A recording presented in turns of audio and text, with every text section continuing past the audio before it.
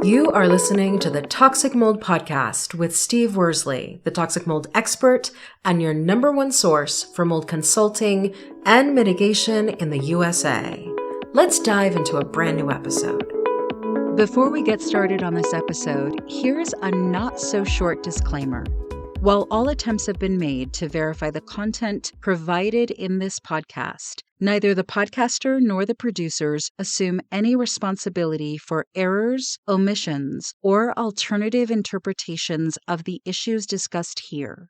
All information stated in this podcast is the opinion of Steve Worsley. Steve Worsley is a mold specialist with over 25 years of experience in the construction and mold industry.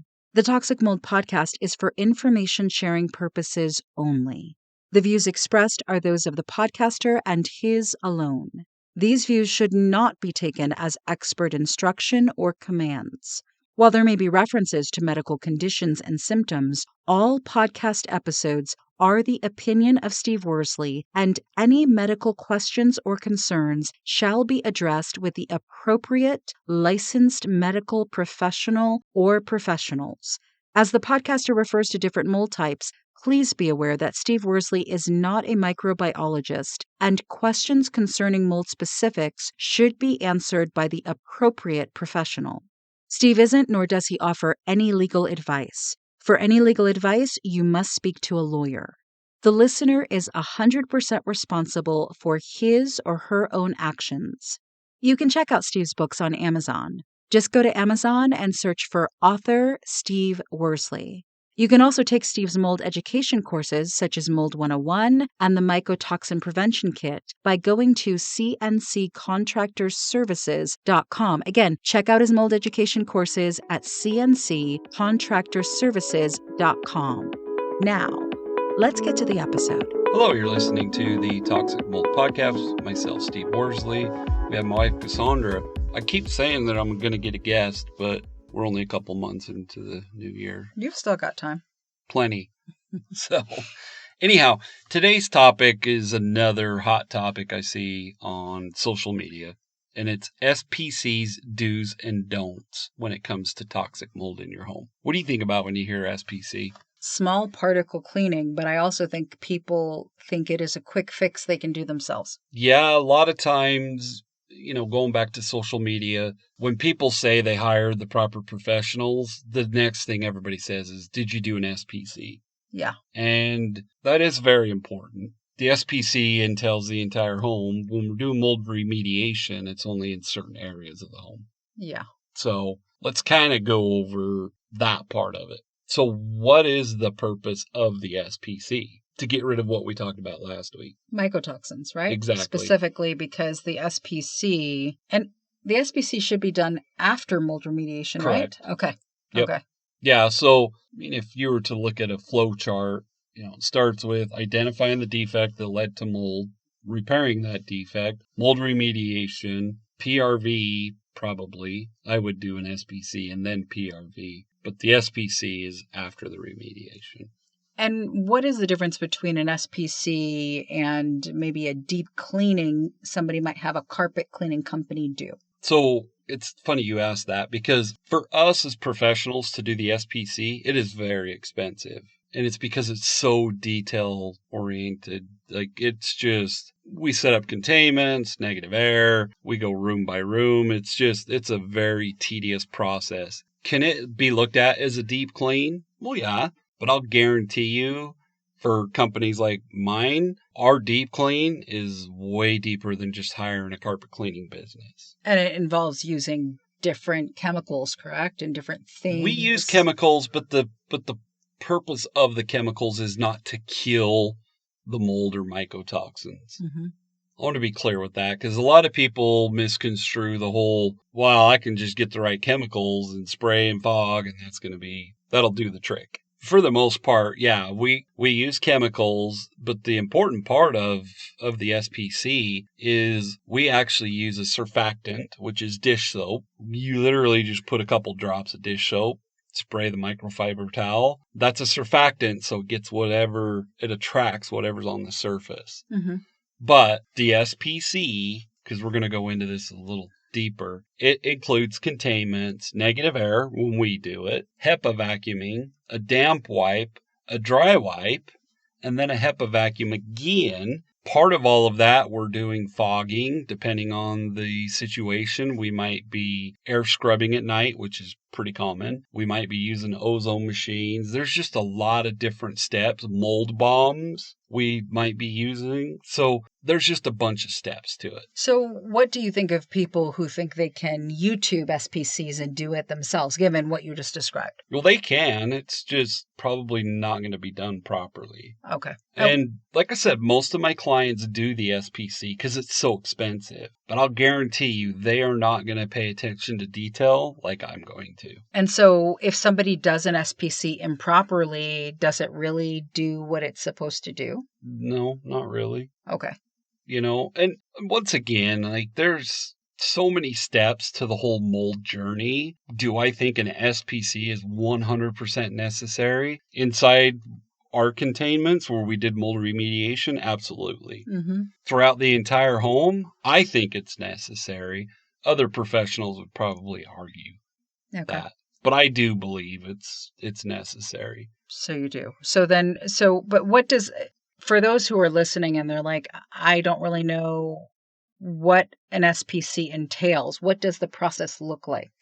So like I said, let's just take our house and let's say we're doing an SPC on the main level. Mm-hmm. You should do the entire home. We have a kitchen, a dining room, a little living room. We have a bathroom and we have an office. And then we have the stairwell that goes upstairs. And then we have a stairwell that goes downstairs. Each room, so if we were to do the kitchen, we would seal off the hallway. We would seal off the dining room and living room. Mm-hmm. So you're literally only in the kitchen. We would create negative air, which would be ducted out the window. Mm-hmm. And obviously that machine would be running. We would start with a HEPA vacuum. Now, once again, every situation is unique. You have to go through and like things like towels, depending on the level of contamination throughout the home, you have to throw just those materials away. Okay. You can try washing them. You can buy an ozone attachment for your washing machine. You're supposed to triple wash it. There's 7th generations of chemical that most people recommend with clothes. But I guess my point is we would throw away the cellulose materials like towels and things like that. We would literally have to go through every dish, the tops of the cabinets, pull out the fridge, address everything in the pantry, address the chairs that are at the bar, address the toaster, the crock pot, the rice cooker. I mean, you have to address everything. So once you get rid of the cellulose materials, we would HEPA vacuum. We would probably fog first or do a mold bomb. HEPA vacuum, damp wipe, which depending on if it's walls or dishes or whatever, we can use either Benefact wipes. Superstratum has products. You can use Swiffers, the wet wipes. Mm-hmm. You do the wet wipe, then you do a dry wipe. Then you HEPA vacuum again and do a dry wipe again. Okay. So if you think about the kitchen, think about everything in our kitchen. You would have to go through and clean everything. Oh, wow. That's extensive. So for an average home of, let's say, 2,000 square feet, how long does, on average, an SPC take to do? So I'd say 2,000 square feet is probably, 3 bedrooms, 2 baths? It would probably take 10 days. Oh, my. And so if a house was 5,000 square foot. Yeah. I mean, and once again, every situation is unique. Mm-hmm. Like, we have different levels of an SPC. Is it a toss out? Is it a partial toss out? Is it a no toss out? Meaning, are we just covering the couches and cellulose materials? Oh, I see. Okay. Are we getting rid of all of that, which we would get rid of it under negative air and haul it out to a dumpster? Every situation is unique. But I would say the average cost of an SPC is between $15,000 to $20,000. Wow. Very expensive. Very expensive. And it could take anywhere from 7 days to 20 plus days, yeah. right? Okay. Yep. And like I said, every situation is unique. Like, I have some clients that just get rid of everything. Mm-hmm. I have some clients that don't want to get rid of anything. Mm-hmm. So those are, things you have to consider. How many things are we covering up? Are we covering up 4 TVs throughout the home, 2 couches, a love seat, a lazy boy, chairs at the bar. Like, that's why in a podcast, I can't just say, oh, it should cost this and it should take this long. Okay. So then in general with an SPC, what do you say are the must-dos when somebody's doing an SPC? The HEPA vacuum, damp wipe, dry wipe. Okay. So those must be a part of the process. Exactly. They have to be. Okay.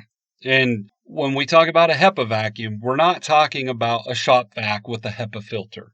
Oh, okay. That's the most common mistake most people make. They're like, oh yeah, I have a HEPA vacuum.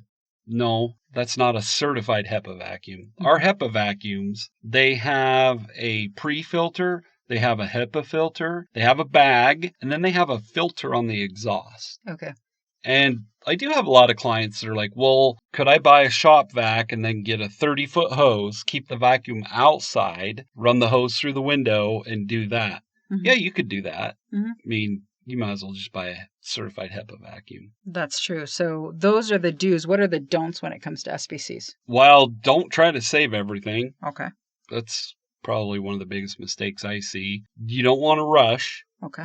Once again, this is where the difference is between a homeowner doing it and us doing it. Exactly. I'm not saying a professional is not going to get in a rush. Mm-hmm. But if they're trying to meet deadlines, they could. We're not in a rush. It's not an emotional thing for us. But that's a huge mistake. Another mistake we see is people will clean things, but then bring them back into a contaminated area. So that's a problem too, is the cross-contamination. When it comes to my opinion on cross-contamination and mycotoxins. So an SPC, that's mainly what we're focusing on. Mycotoxins, endotoxins, actinos, things like that. I don't believe those things can reproduce, so cross-contamination is a concern, but it's not like a huge deal. Okay. Does that make sense? Yes.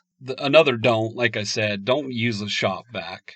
Yeah, a shop vac and a HEPA vacuum are not the same things. No. Okay. No, and I don't care if you buy a high-dollar Prolux vacuum or Miele. There's all sorts of different brands out there. Shark, like, just because you spend a bunch of money doesn't mean that it's the proper vacuum. Correct. And our vacuums, honestly, aren't that expensive, and they're pretty simple. Yeah. If you think about it. So those are the don'ts. Yeah. Yeah. Make sure you don't skip PRV testing. Ah, okay. And what makes you say that? Well, I mean, and we talked about mycotoxins last week, but the hard part about PRV testing is, should you do an EMA test? Well, you shouldn't right after an SPC. But on the other hand, an SPC is usually done after remediation. So you want to make sure the remediation was done properly. That's why PRV testing is important. Okay. Let's just say you hire, and our listeners know this, we have to follow a lot of the big franchise companies because they don't get it right. And I think one of the problems is we're not regulated for the most part out west. But if you hired, whoever, it could be a non-franchise company and they still didn't do the remediation properly, then you do the SPC. Well, what if they didn't get rid of all the mold that caused the mycotoxins, which is some of what we're addressing in the SPC? Yeah. Well, you just did all of that for nothing. For nothing.